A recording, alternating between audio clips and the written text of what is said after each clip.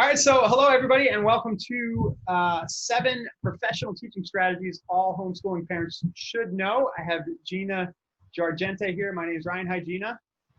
Hello. Hey, so you are a homeschooling mom and you're a certified teacher. You want to tell us a little bit about that, your degree and your experience teaching? I have a master's degree in education, and I've taught in public schools, private schools. I've taught homeschool, co-op classes. I've been a Title I teacher for kindergarten, 8th graders for reading and math. I've taught technology, library. So I have a lot of experience. I also ran my own preschool through the Florida VPK program. I have a director credential in that. So lots of experience. I love education. I love learning about the brain and brain development and how the brain how people learn. So that's where my passion lies. Cool. Yeah, and I'm looking forward to doing this. I'm also a homeschooling dad, but I know nothing at all about any of this stuff. So it'll be actually good to learn a thing or two about how things are actually taught for a change. So let's jump in now and talk about why people might want to learn these strategies. And to give people more context, going back to the title, it's 7 professional teaching strategies. So what Gina's going to do today, she's going to let us in on some of the things that she learned in grad school, but also, in the course of teaching that are more tactical and strategic that you could use in your homeschooling. So Gina, you want to talk a little bit about some of the reasons why it makes sense to go another step deeper and get a little more professional with your homeschooling? Yeah, right. So really this course isn't just for new homeschoolers. What's great about it is that it is for people who have been homeschooling, doesn't matter how long. It's just that if you don't have a background in education, which you absolutely don't need to have, you may not have thought about or focused on some of these strategies here. I realized over the years that I do use some of my professional experience in my own homeschooling. And so when I was making this course, I started thinking about what were the most practical strategies? What were the ones that I took from the classroom and which ones translated really well to using with my own kids? And that's what I put in the course. Great. Okay, so we're gonna dive right in. There are some bullets on the screen here. I just kind of skipped over. So you're gonna gain some background knowledge of educational theory. You can use some of Gina's tested teaching methods, or just teaching methods that have been tested in the classroom by Gina and other teachers. Right, and actually tested at home. Cool. You're going to support your kids' learning in efficient, meaningful ways. This one seems like a big one. The 4th bullet point here: overcome common struggles for a peaceful and engaging homeschool experience. That word "peaceful" I've experienced in my own life and seen other parents struggle with. So knowing some of these tactics might make things easier, right? That's the idea. Absolutely, and we'll talk about that more in the positive learning environment section. But yes, absolutely. And as far as supporting kids in a more efficient and meaningful way, it's just homeschooling is so much more efficient than traditional school. You're dealing with just your own kids, and you can do everything. You can, as soon as they get something, you can move on. And if they don't get it, you can stay there, or you can skip it and come back around 6 months later. It's so much more individualized. It's such a pleasure to be able to homeschool your kids. Great. And then another benefit in learning these strategies might actually help in your own learning. You'll learn some of how the human brain works, as we're going to do in a minute. It'll help you in your own journey learning stuff. Yes, sure. Great. Yeah, they even myself writing the course, it was bringing me back to thinking about my own learning styles when I was reviewing all the different kinds of learning styles and cognitive theories. Great. All right, well, let's jump right in. We're going to go with number 1, and number 1 is discovering your child's learning profile. Go ahead and tell us about it, this first strategy. Yeah, so if you're new to homeschooling and you've done a little bit of research about how to get started, you'll notice that over and over again, you'll hear homeschool parents say, well, first figure out your kid's learning style before you pick out which kind of a homeschooler you want to be and what kind of a curriculum you want to get. And I agree with that, but there's one little problem with that, is that you don't want to box your kid into just their learning style. So what I did in the course was I actually gave a layering of different kinds of cognitive preferences, learning styles, multiple intelligences. So it's not just how you best learn, but how to really see a whole learning profile for your kids, which that sounds kind of complicated, but it's not. The information is there for you to look at, so that you can know what to look for. So what would be like a type of intelligence? We'll just take the first bullet point there. The intelligence is about Gardner's 8 kinds of intelligences. So some people are gifted in music, and music is where they are, it's your natural ability, as opposed to learning styles, which is more like your best mode of learning, the best way to take information in. So that's the difference. One is how you take information in, and one is more like your natural, strong way of learning, your strongest intelligence. So there are ways to figure this out with your kids that you go into in your course. Right. Well, I give you the information, and it's more, a lot of the information here is very technical, but it doesn't need to be used like that. It's to give you an overview so that you know what to look for. They're your own kids, so you know them best. You know your kids, but this kind of gives you some things to specifically look for, and then you can start creating a learning profile. And really, the key in this chapter was actually not put on this list, but it's called differentiated instruction, which is it's what I show you is what you can change to make your learning more specific for your kids. So if it's the content that needs to be changed, you change the content. If it's the way that you're teaching it, so there's a breakdown and a method. Got it. So I was thinking about learning styles. So this would help you maybe not fit a square peg into a round hole, maybe? Exactly. Yeah. Gotcha. Cool. So once you got that out of the way, and you're not putting a square peg in a round hole, it makes the rest of what you're going to do a little easier in theory. By discovering the child's learning profile, you can move forward. Yeah. So number 2 you have here is getting your kids thinking. And I was actually reading into Bloom's taxonomy this morning. It's definitely interesting stuff. You want to tell us a little bit about that? Sure. Bloom's taxonomy is the levels of learning, stages of learning. So when you're at the bottom, it's a pyramid. At the bottom of the pyramid is basically remembering. So say you tell your kid the story of the 3 little pigs, and you say at the end of the story, what was the first pig's house made out of? That's basically recalling information. It's remembering. So what your goal is, though, is to get your kids really thinking. What would you do if you were the wolf? It's a higher level. That's an example for a younger kid. But Bloom's taxonomy is a whole system. It's a way of making learning objectives so that you have a really clear purpose for what you're teaching. Because having a purpose and having meaning and having your kids interested in what you're learning and not just spitting back facts and memorizing things, they need to be involved.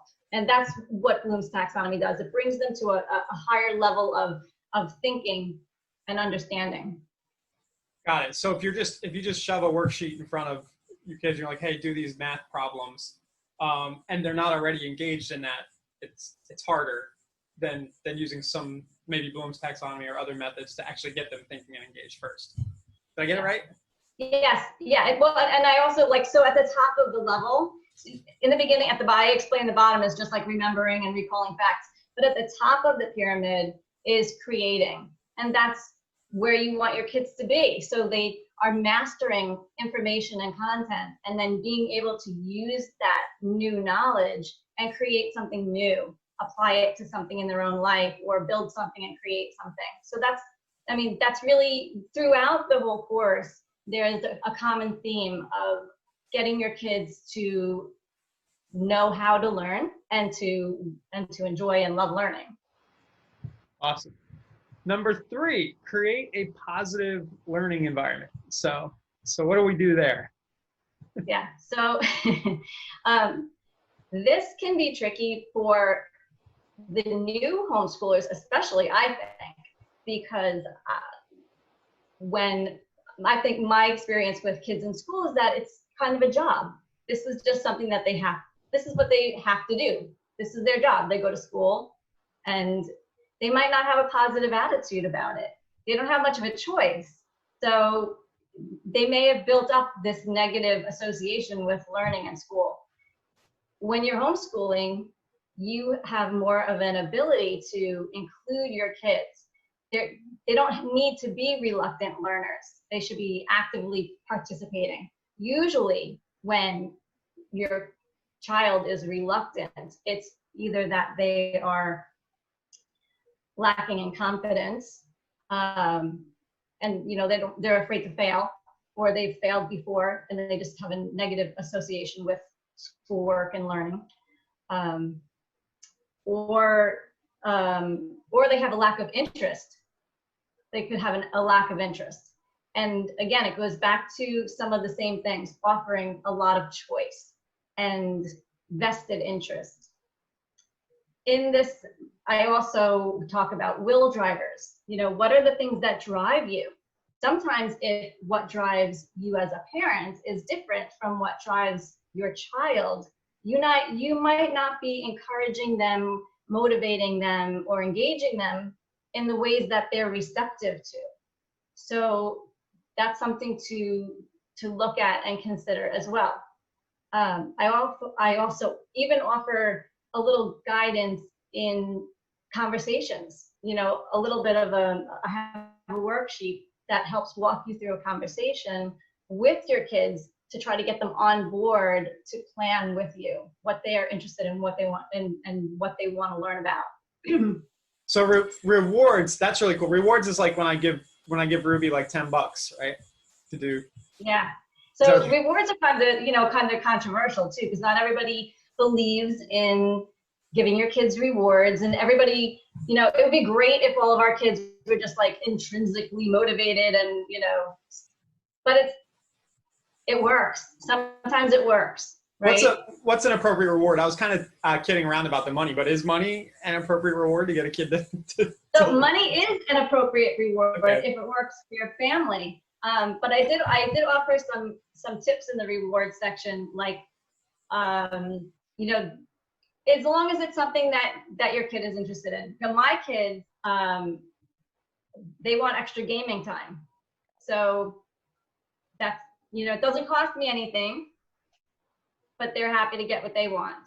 So it's something to experiment with. But like I said, there's also some guidelines that make it more effective, like getting the reward right away, or making the reward more related to effort and attitude and less related to like specific outcomes. So like, not you're going to get a reward if you get 100 on your spelling test, more like you're going to get a reward if you study for your spelling test for 30 minutes. Or if you do this and don't give me a hard time. Yeah, because you don't want a reward to be linked to luck or anything like that. They have to be in control. Or the actual performance. I remember being a kid, you get like something special if you got straight A's. That's not what you're talking about here, or is it in some degree? It's not about the actual grade or score on the content. Exactly. It's more about the effort and attitude. Got it. And what's the novelty effect? Novelty effect is used in gaming a lot. When a kid is playing video games and you're like, how could they be interested in this game for so long, right? It's because they keep getting to the next level, or they get a prize, or something changes. And your brain is actually trained to recognize when things are different. And so anytime that you can add something that's a little different, you suddenly get the attention of your kids. And it could be something really silly, but it works to get their attention and then lead in to more engagement. So the positive learning environment itself, that's before you know, when it's time to do school or whatever, but it's also during, you can be adjusting the environment. Is that what I'm hearing? Yeah, positive learning environment is a kind of a large, a large encompassing thing, but it's basically, if I had to sum it up, it's about having your kids on board, in all the ways. Bought in? Yeah. Cool. All right, so this one's fun. Graphic organizers, anchor charts, keto charts. There's a lot of stuff online with this stuff, right? If people. Yeah, there's tons of things. Graphic organizers, we see them all the time. We see them all the time, but they're often overlooked in use in your homeschool. You don't think to give your kid a graphic organizer, but they're really very, very useful in a lot of different ways. Some kids, even for kids, one example, for kids who don't like to write a lot, you can give them a graphic organizer. So, you can see what they know. You can see how the ideas are related, but they don't have to be writing so much and worrying about their spelling and their grammar and all that. But they're getting their ideas out on paper. Is this like a handout? Or so in the course, I actually selected several of the graphic organizers that are printable, but you can find them online. There's all different kinds. Ones that I just clipped some little clip art there, but there are ones that are about stories, story maps, flow charts. I'm putting one on the screen. One on the screen here from inside. Yeah. What's this one from inside the course? This is that one is a flow chart or a sequence chart. It tells how things go in order. So you could use this after reading a story, or you could use it to show how a process works, any kind of a process. So you could use them over for different situations, but have like a tool. For all different things. The ones that I put into the course, I made them completely blank, like this. Gotcha. Awesome. Is anchor charts and KWL charts, those are types of graphic organizers, or those? They are similar. A KWL chart is a graphic organizer, but I put it separately because it needed a little further explanation. Anchor charts are, if you've ever been in your kid's classroom, in an actual physical building classroom, there's posters everywhere, and those are anchor charts. You can look over and refer to them when you need to remember, what were the steps of the writing process? What were the steps when you're doing a division problem? They're little reference charts, which if you're lucky enough to have a big, beautiful homeschool room, you can put them on the wall. And if you're not, you can just make smaller size ones. I make smaller ones and I laminate them. So yeah, and then this is a KWL chart. K is for what I know, W, what I want to know, and L, what I learned. This is a great way to introduce a new topic. You can find out what the kids know beforehand about a topic, and then talk about what you want to learn about. Again, giving them choice and buy-in to, like, why am I learning about this? What do I want to learn about? Getting some curiosity, drumming up some curiosity. And then after, you go back and you fill it in. What did I learn? And that's kind of your way of also assessing. You can see the progress. What did I start out knowing? Were those things even true? Did I have to cross something off because it was false, right? When would I use a KWL? Is that like before the lesson, or? You could use it before the lesson and after the lesson. Before to see what they're starting out with, and after to see how things went. So you kind of finish it as you go. Yeah. Cool. Okay, so that's number 4. Let me get this off my screen here if I can figure out how here we go. Okay, number 5. Now I know mind mapping from the business world. I kind of use these here and there as well. So this is something people are probably familiar with, and sketch notes. You want to dig in on those? Yeah. So mind mapping, I didn't learn about mind mapping until late in my own college career. And I wish that I had learned more about it when I was younger, because I'm one of those people, like, I take notes and I'm like writing and writing and writing and writing and writing every word, you know. Mind maps are great because it condenses the information and there's a system to it.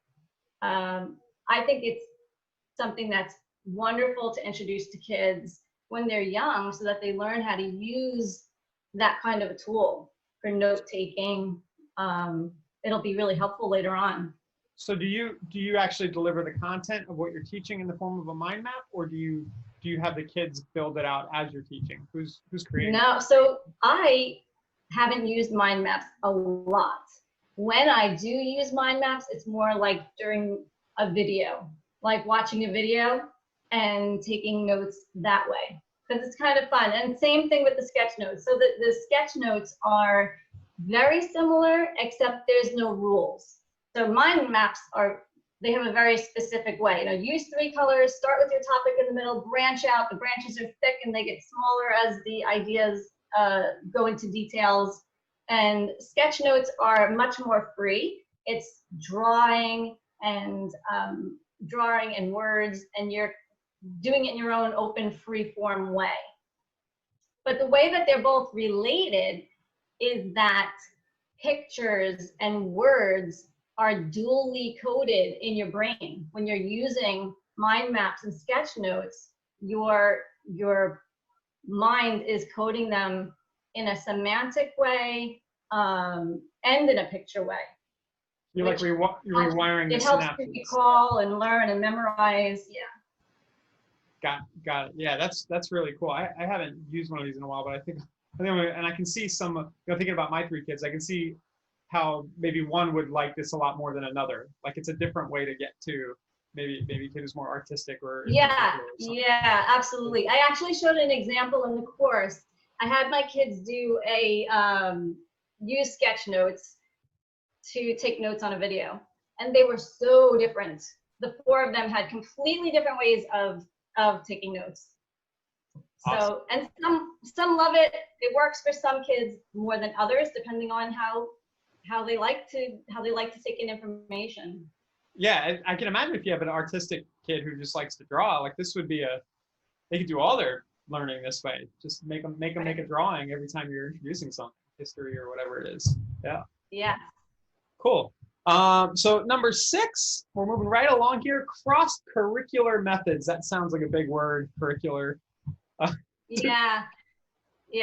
And most of the stuff, I don't know, teachers and all these methods, everything has to have a big fancy word, but really it's just stuff that makes sense. You know, when you break it down, it's just things that work. Cross-curricular methods, it's just, there's all different ways of, instead of teaching one subject at a time by itself, instead choosing a topic or a question or a project, and then weaving all of the subjects through so that you're getting a really deep learning about a topic. And again, it goes back to choice and kids and choosing what they're learning about. You can throw in the stuff that you need them to learn that matches up with their state standards, but they're choosing the topic. So you're not sitting down and saying, hey, it's time for math? No, you don't need to. Okay. You can say, what are we going to learn about this week? And they can say, oh, let's learn about, now I need an example. I don't know. Let's learn about the life cycle. Let's learn about butterflies, you know? And then you are going to use the different topics, the different academic subjects, and but your topic is all about butterflies. Got it. So you come at butterflies. Okay, so like your math that week would be like symmetry, and you'd make a butterfly and it would be symmetrical. Got it. And then you'd read about them, and then you'd maybe dissect one for science. Science would be about the life cycle, like so. But there's lots of different ways of doing cross-curricular methods. You can do like that example was like a thematic unit where you're picking a theme or a unit study. Other ways you could do it is by picking a question. So you could have, it's called inquiry-led learning, where you think of a big question. For example, we got a rabbit. It was an Angora rabbit, and our big question was, can our rabbit earn her keep, right? So she was one little bunny. Angora rabbits, you can use their fur to sell. Their fur is, you can sell their fur.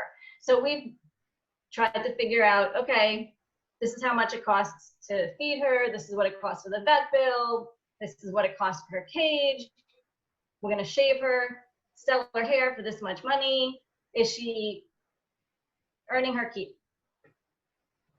Gotcha. So it wasn't just a science class, it was all the different things that you brought in all different areas. Yeah. Right. And we brought in like, where did Angora rabbits come from? And then we brought in like, is it humane to the way that they're being raised? Yeah, the way more possibilities are endless, way more interesting than sitting down for biology for an hour or whatever that might have been, science or something. Like I'm thinking about it from the kids' perspective. It's kind of, right. Novelty and everywhere. I know, and you're an unschooler, and this is really an unschooling method. I mean, that's a lot of what you guys do. Yeah. Yeah. You just learn about, what's interesting. Let's dive in and learn about this. Yeah, and then as things, and then you figure out ways to go deeper as they're presented. Yeah. Cool. And then number 7, use modeling and discussion-based approaches. Yes. So modeling, there's 2 types of modeling. Modeling for behaviors. And that's, okay, like it's school time and I'm gonna be modeling the behavior of staying off my phone, right? This is like an important time. I'm gonna put my phone aside and focus on school like you should too, right? So it's modeling a behavior. The other kind of modeling is modeling to learn content. And that is like, I'm gonna think out loud as I do this math problem. So first I'm gonna subtract the 7 from the 5. I'm gonna bring that number down here below the line, and you're gonna talk through what you're doing. That's just two examples of how you can use modeling with your kids. And it's something that we mostly use naturally. So modeling is something you do as a teacher? As a teacher, and that's something that really most parents, they do it whether they want to be doing it or not, because you could also be modeling bad behaviors. And again, some of the things in this course are just things to pay attention to. It brings it to your attention. If I want my kids to be focused during school time, then maybe that's what I need to make it important to myself as well. Right. So putting away the phone, turning off the TV, or not letting distractions and things like that. Yeah. Am I understanding right? No, yeah, absolutely. Okay. Yes. Okay. Yeah. Yeah. So, and then discussion-based approaches is that's kind of more like Socrates sitting there lecturing to the kids, or discourse. And well, not really, not lecturing. Discussion, because discussion goes both ways, right? Discussion-based approaches, there are some different types of discussion-based approaches. The virtual schools right now, the teachers use DBAs. They are discussion-based assessments. And what that is the teacher calls the kid at home and they will ask them questions. You know what they're using for those DBAs? They're using questions that they've gotten from Bloom's taxonomy. So they'll start off at a lower level and then they work their way up just through discussion, which is really effective for distance learning. It's really effective for homeschooling, but it's not as effective in the classroom when you have 25 kids. Got it. So when you're one-on-one or one-on-2 or 3, this can be more powerful. Right. Awesome. Well, that's good. We went really quick. This is the first webinar we've done together, so I wanted to make sure. I was worried we wouldn't be able to fit everything in, but we did a good half hour, which I think fits for everybody. Yeah. Now, when you showed me this course, I said, this is awesome. You had it like laid out in this toolkit.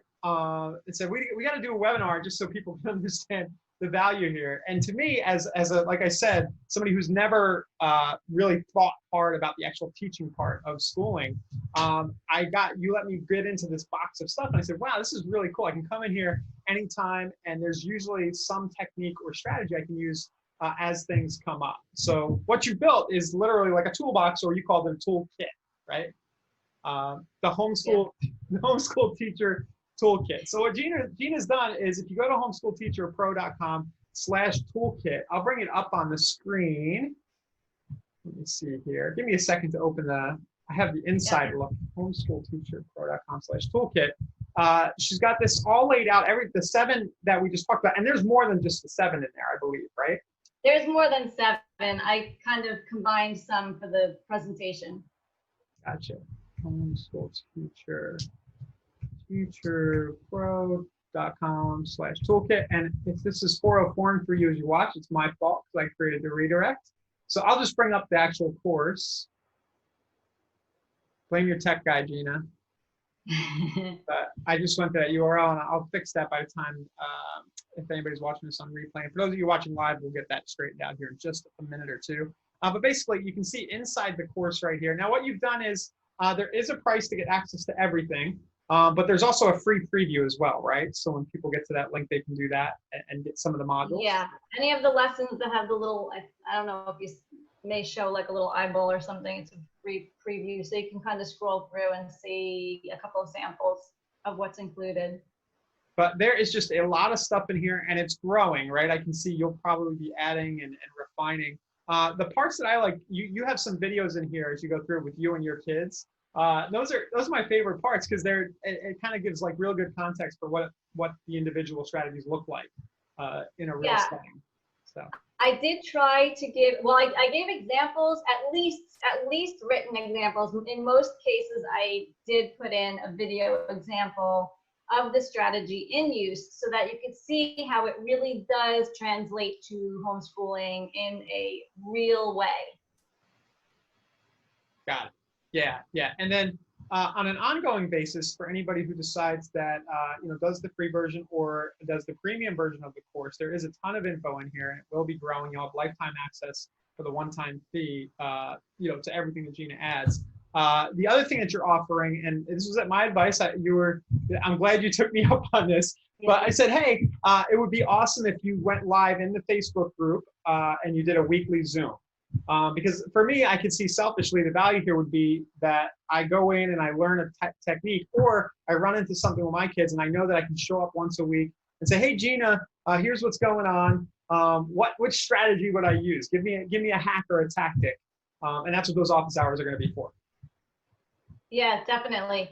And because sometimes when it's yourself and you're in it, you don't have the same perspective to be able to back up and be like, oh, I see what's happening here. My kid just isn't interested in this particular topic or this particular way of getting to this goal. How about try this? Or have you ever tried that? Did you think of this? Got it. I think I do think I can help. It's easier to sometimes look at other people and see and give ideas than when you're like right in the heart of it yourself.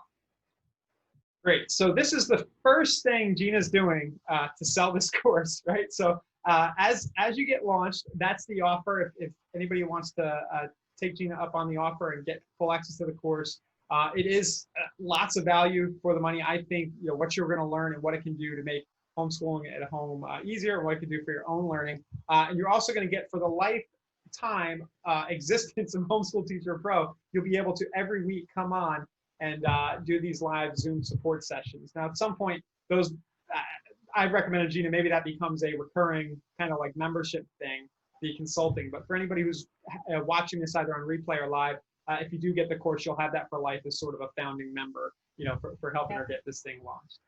So, was there anything else you'd like to say, Gina, or any other thoughts? No, just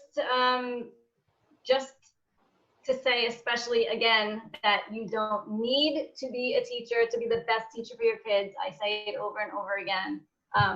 But these tools are certainly helpful in gaining confidence. Gotcha. Okay, well, thanks everybody for watching, and definitely go ahead and click the link. It's homeschoolteacherpro.com/toolkit. And once you get inside there, you can also join the Facebook group. There'll be a link inside the course if you want to connect with Gina even further in the Facebook group. Thanks a lot, Gina. All right, thank you. All right, bye. Bye.